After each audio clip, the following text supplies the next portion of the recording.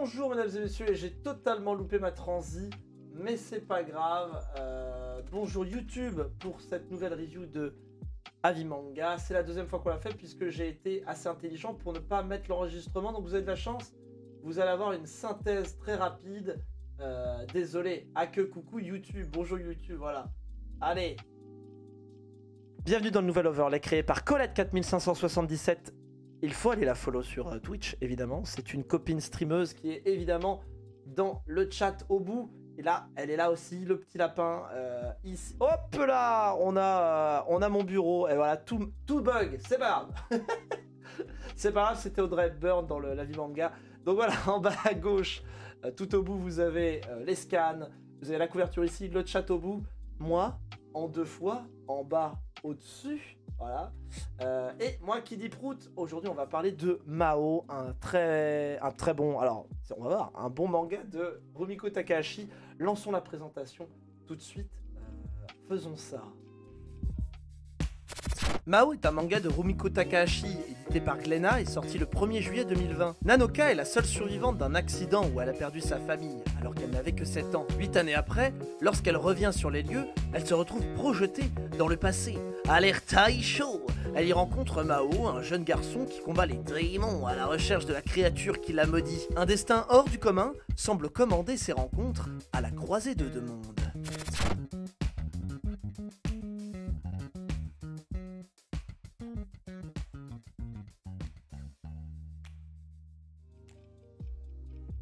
Et voilà de quoi parle Mao, le nouveau titre de Rumiko Takahashi qui a fait 4 tomes au Japon et qui est toujours en cours. Ça change rien au Sénat d'Inuyasha. Alors, vous avez en effet dans le chat trouvé le premier problème de Mao, qui n'en est peut-être pas un, ça dépend. C'est que Rumiko Takahashi est une auteure qui est très prolifique depuis 20-30 ans, je ne sais plus. Elle ne s'arrête pas entre les séries.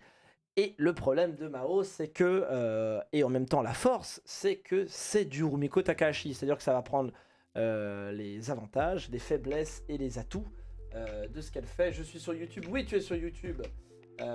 C'est-à-dire que ça va être un scénario assez basique, qui ressemble à peu près tous les scénarios de shonen, et en même temps une composition à l'image, une mise en scène qui est totalement maîtrisée, avec un dessin assez simple, mais pas simpliste non plus, qui va surtout s'ancrer sur ses personnages. On va le voir ici dans les scans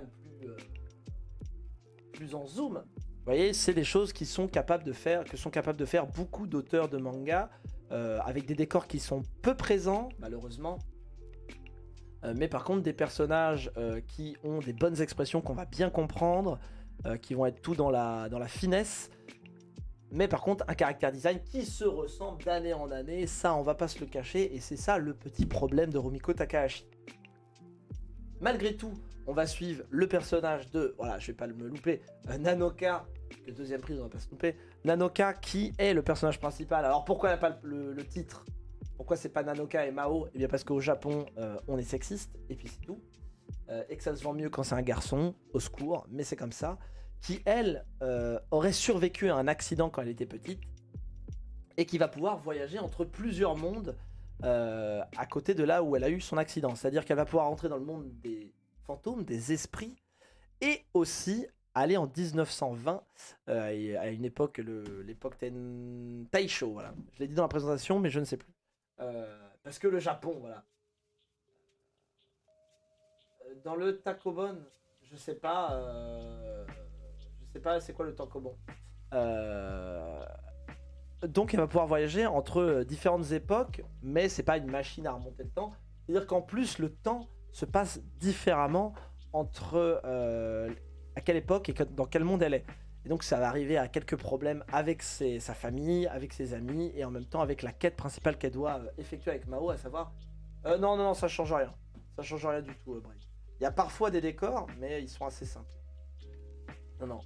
Là où on va pouvoir être assez dépaysé, c'est qu'on va rentrer dans une époque qu'on ne connaît pas vraiment au Japon, donc l'époque 1920 du Japon, à savoir, comme on le disait tout à l'heure, entre tradition et modernité, pour les gens très très chiants. Mais là, on est vraiment dans le cas là, c'est-à-dire que On est vraiment dans les filles qui ont des yukata, mais il y a des voitures. Faut pas montrer ses jambes. Elle est toujours habillée en lycéenne, l'héroïne, donc ça peut poser problème. Et en même temps, le monde des esprits, et là on peut imaginer beaucoup de démons différents. Mais Rumiko Takahashi n'est pas habituée non plus à faire des caractères design qui sont voilà, qui partent dans tous les sens. Non, elle reste dans ses idées fixes. Et c'est là que les amateurs de Rumiko Takahashi, bah, ils vont apprécier, mais on peut avoir une certaine lassitude, c'est-à-dire que ça va pas être le grand shonen qui va réveiller Rumiko Takahashi après bah, son Ranma à demi, hein, qui est pour moi le meilleur de sa bibliographie. Mais par contre, oui, ça reste idée fixe. Oui, des fois il y a du temps de retravail, mais pas là. Donc là, est-ce que c'est une bonne pioche? Oui, si vous ne connaissez pas Rumiko Takahashi, c'est une auteure qui apprend pour exemple dans ses compositions, si vous voulez apprendre à dessiner, à savoir comment marche une histoire manga, c'est parfait en fait, parce que c'est lisible, c'est compréhensible. Quand il y a de l'action, on comprend toujours tout ce qui se passe, malgré que les dessins sont assez... c'est pas qu'ils n'ont pas de profondeur ni de volume, mais c'est vrai que c'est une auteure qui met moins de... je dirais... comment je pourrais dire ça, bah, elle met du volume parce qu'il y a de la profondeur, mais disons que ça manque de précision. Enfin, pas de précision. C'est pas détaillé, voilà. C'est assez simple sans être simpliste. Je l'ai déjà dit tout à l'heure. Le monde des esprits ou le monde des esprits. Vous faites dans la... Vous êtes intelligent, vous, le chat. Et donc, c'est là que c'est intéressant pour quelqu'un qui veut apprendre à dessiner. Rumiko Takahashi, je pense que c'est vraiment une bonne auteure pour ça. Après, par contre, oui, elle fait une histoire qui est vue et revue. Ça ressemble à Demon Slayer, ça ressemble à Orient, qu'on a fait une review il n'y a pas longtemps, il y a 2-3 semaines. Par contre, je trouve que elle arrive à mettre beaucoup plus de rythme que Orient. C'est-à-dire qu'il va se passer plus de choses dans Mao. Et en même temps, il se passe pas grand-chose comme Orient, mais en fait, on a eu l'impression d'avancer petit à petit, d'apprendre des choses sur les personnages, et aussi de faire un peu un truc épisodique. Pour le moment, enfin, Rumiko Takahashi, c'est ça aussi. Hein. C'est-à-dire qu'elle fait pas des trucs fleuves. Elle fait des mangas fleuves, mais en général, c'est plein de petites histoires différentes, policières, ou action, ou humour. Et bon, là, il n'y a pas trop d'humour, il y en a au début, mais ça bouge un peu. On est plus dans de l'action esprit, quoi. Pas horrifique, mais si elle avait un dessin un peu plus horrifique, ça serait totalement horrifique.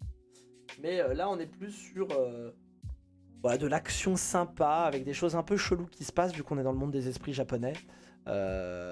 Si vous êtes intéressé par cette ambiance-là, c'est une bonne pioche. Et il y a quand même moult. On va pas se le cacher, il y a quand même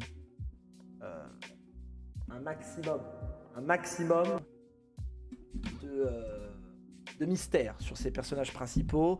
On sait pas trop ce qu'ils veulent faire, leur passé.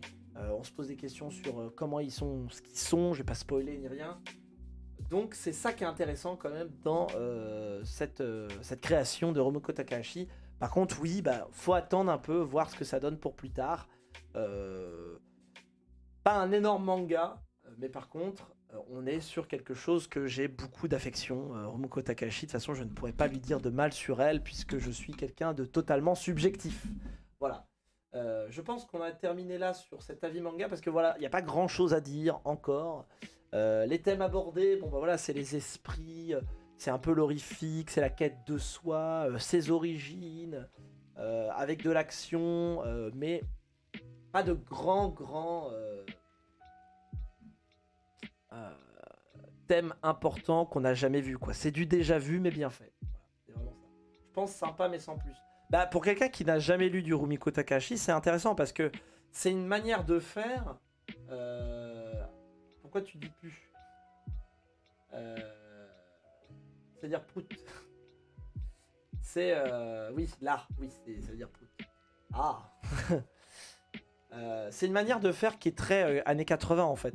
Si tu lis ce manga là aussi, t'as aussi une remontée dans le temps. C'est ça qui est sympa. Tu arrives dans un monde de comment on faisait les mangas à l'époque, avec un style de dessin à l'ancienne. Pourtant, ça va traiter de choses un peu plus modernes, avec quand même un trait qui est maîtrisé. Donc ça peut être intéressant pour la jeune génération qui connaît pas cet auteur-là. Et pourquoi pas après les emmener sur du Senseiya où là c'est très très moche en termes de dessin, mais ça c'est pas grave. Le dessin, arrêtez de dire, n'essayez pas de défendre Senseiya. Hein. Le dessin est pas beau, c'est comme ça. Hein. Bah oui, essayez, sauf que la seule personne qui s'appelant Mao est une fille. Ah bah là c'est un garçon. Pas du tout androgyne. Donc voilà, YouTube. YouTube, n'hésite pas à venir sur la chaîne Twitch, je te le répète. Vous êtes bientôt 100 sur YouTube. C'est fou, c'est fou. Et bientôt 1800 sur Twitch. On se retrouve sur Twitch direct. Ah mais Senseiya, c'est stylé. Par contre, le dessin est dégueulasse. Faut venir YouTube. Et nous, on va jouer à Ghost of Tsushima, qui dit prout. Voilà, il dit prout là, voilà, magnifique prout. Période Hades, ça va.